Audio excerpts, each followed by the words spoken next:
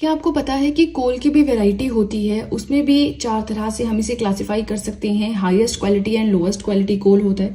Silicon valley कहाँ पे situated है, सिलिकॉन वैली ही इसे क्यों कहते हैं, कुछ और नाम क्यों नहीं दिया। इसके अलावा वर्ल्ड में जो famous iron and steel industries हैं, ऑयल रिफाइनरीज हैं, सीमेंट इंडस्ट्रीज हैं, ऑटोमोबाइल इंडस्ट्रीज हैं, ये सब कुछ हम आज के वीडियो में कवर करेंगे।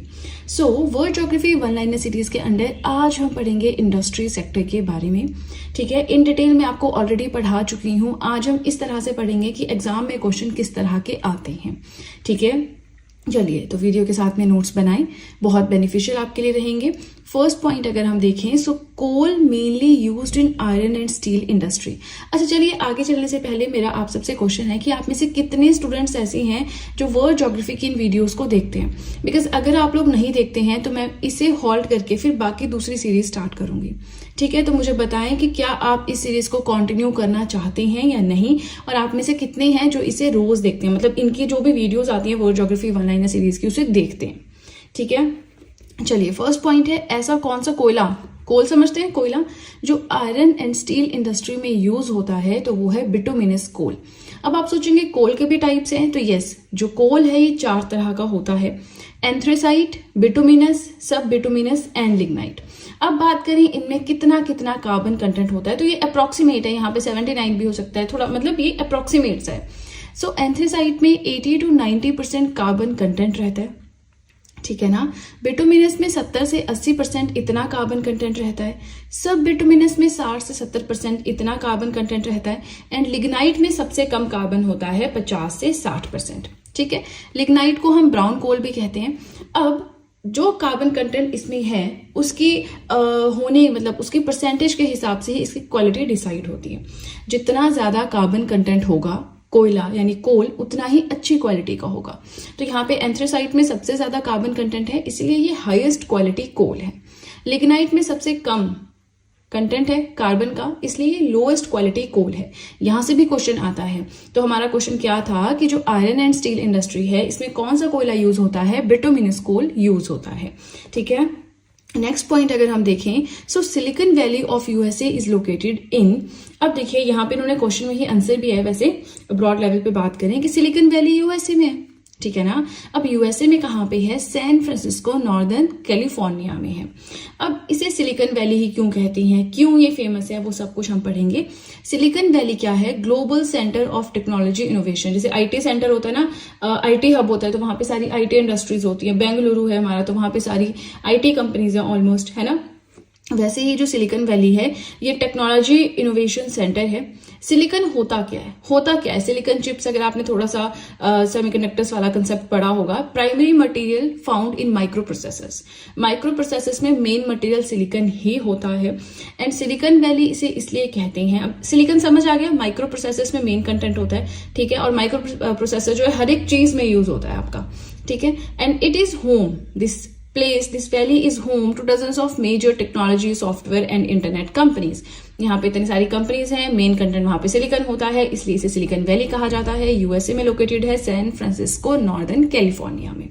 चलिए आगे चलते हैं, leading producer of cotton textiles in the world. अब क्योंकि हम इंडस्ट्री सेक्टर पढ़ रहे हैं तो इसमें सब कुछ ही आता है ना, हर एक इंडस्ट्री इसके अंडर कवर होती है। देखिए इंडस्ट्रियल सेक्टर मैंने आपको ऑलरेडी पढ़ाया है। इंडिया का इंडस्ट्री सेक्टर जो है वो Indian geography hand written notes की जो प्लेलिस्ट है मेरे यूट्यूब चैनल पे जाके वहां आप देख सकते हैं। एक एक इंडस्ट्री मैंने बहुत अच्छे से पढ़ाई है। ठीक है ना, फिलहाल आप ये देखिए कि कॉटन टेक्सटाइल्स जो है पूरी दुनिया में, इनको प्रोड्यूस करने वाली कौन सी कंट्री जो लीड कर रही है, दैट इज चाइना।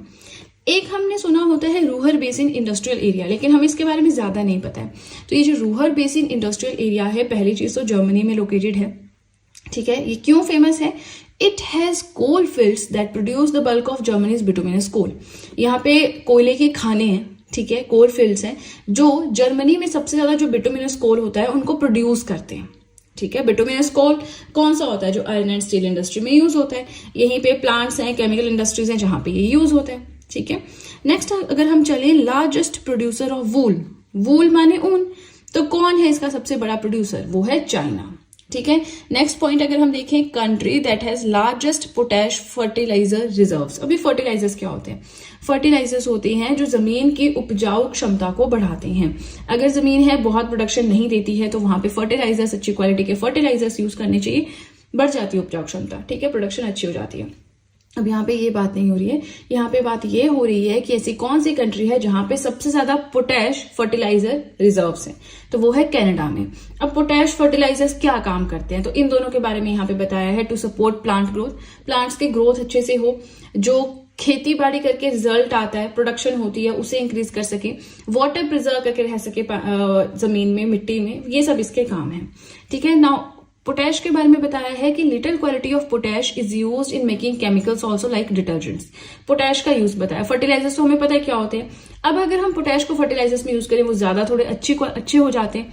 अब थोड़ा सा पोटैश जो है केमिकल्स बनाने में भी यूज होता है, फॉर एग्जाम्पल डिटर्जेंट्स। तो ये जस्ट एक्स्ट्रा ज्ञान है, यहाँ पे रखना है कि दुनिया के, है ना, दुनिया के सबसे बड़े पोटैश फर्टिलाइजर रिजर्व्स कनाडा में है। कनाडा नॉर्थ अमेरिकन कंट्री है। चलिए अभी देखिए हमारा पूरा टॉपिक कंप्लीट नहीं हुआ है। अभी देखिए हम कर क्या रहे हैं एक्चुअल में। हम देख रहे हैं, हमने इंडस्ट्रियल सेक्टर पढ़ रखा है। अब हम ये देख रहे हैं कि कैसे क्वेश्चंस जो हैं एग्जाम्स में आते हैं। तो एग्जामिनेशन पॉइंट ऑफ व्यू से हम अब रिवाइज कर रहे हैं, ठीक है ना। चलिए वीडियो के साथ में नोट्स बनाएं। बार बार आपको इसलिए कहती हूँ ताकि आप थोड़ा इंकरेज हो सके, नोट्स बना सके, बहुत बेनिफिशियल आपके लिए रहेंगे।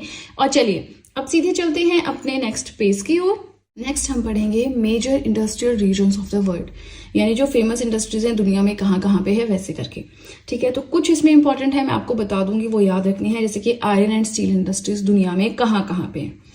इंडिया के रिस्पेक्ट में हम ऑलरेडी पढ़ चुके हैं, है ना, तो हम इंडिया के रिस्पेक्ट में नहीं कर रहे हैं, हम वर्ल्ड ज्योग्राफी कर रहे हैं, तो वर्ल्ड के रिस्पेक्ट में कर रहे हैं।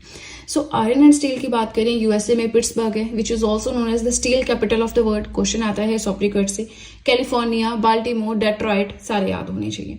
रशिया, मॉस्को, कुछ बेज region, Japan, Osaka, Kyoto, Nagasaki, bomb भी फेंका था यहाँ पे, ठीक है। हो गए आयरन एंड स्टील के। टेक्सटाइल इंडस्ट्रीज की बात करें, चाइना, ब्रिटेन, इंडिया में आपको मिल जाएंगे। चाइना में शंघाई, बीजिंग, वुहान जहां से कोरोना वायरस फैला था। Britain, Manchester, Brentford. India, Mumbai, Ahmedabad, Kolkata, Coimbatore. तो यहाँ पे सारी क्या है, टेक्सटाइल इंडस्ट्री। ये भी काफी ग्रो कर रही है आज की डेट में, है ना। टेक्सटाइल इंजीनियर्स की एकदम से जॉब लग जाती है अगर आप अपने आसपास देखते होंगे, तो वैसा सब है। ऑयल रिफाइनर्स, डिगबोई असम हम पढ़ते हैं, है ना, एशिया की ओल्डेस्ट, ये वो पढ़ते हैं हम। इंडिया के रिस्पेक्ट में हमने पढ़ा है, बट फिलहाल वर्ल्ड के रिस्पेक्ट में बात कर रहे हैं। सो यूएसए एंड इंडिया में कौन कौन सी हैं? यूएसए में है टेक्सास, कैलिफोर्निया में, पेंसिल्वेनिया में, न्यू जर्सी में। इंडिया में है डिगबोई, ट्रॉम्बे, विशाखापट्टनम, नूनमती में। सीमेंट इंडस्ट्रीज की बात करें, चाइना, इंडिया, जापान कहाँ कहाँ पे है आप देख सकते हैं। ऑटोमोबाइल इंडस्ट्रीज की बात करें तो यूएसए, जापान, इंडिया में है, ठीक है। ये जो मैंने लिखी है ना यहाँ पे, ये इंपॉर्टेंट है, जो कि कभी ना कभी जैसे जो प्रीवियस ईयर क्वेश्चंस होते हैं ना इस पे गूगल पे, वहां से मैंने ये क्वेश्चंस उठा के फिर इस तरह से कंटेंट बनाया है। तो ये जो पॉइंट्स हमने आज पढ़े बहुत बहुत बहुत ज्यादा जरूरी है, ठीक है ना। चलिए तो इसी के साथ हमारा आज का टॉपिक हो गया कंप्लीट। आई होप मैंने जो पढ़ाया आपको समझ में आया है, वीडियो अच्छी लगी है, और अगर वीडियो अच्छी लगी है तब तो बहुत ही ज्यादा अच्छे से पता है कि क्या करना है। जल्दी से कर दीजिए चैनल को सब्सक्राइब, बेल आइकन को कीजिए प्रेस, सो दैट मैं जैसे कोई वीडियो अपलोड करूं सबसे पहले नोटिफिकेशन आपके पास पहुंचे। प्लस जो भी आपके फ्रेंड्स हैं जो भी गवर्नमेंट एग्जाम्स के लिए प्रिपेयर कर रहे हैं, उनके साथ भी मेरे चैनल का लिंक जरूर शेयर करें, so that in hand written notes का उन्हें भी कुछ फायदा हो सके। तो चलिए फ्रेंड्स, आज के लिए इतना ही। अब हम मिलेंगे नेक्स्ट वीडियो में। So that's it and see you soon.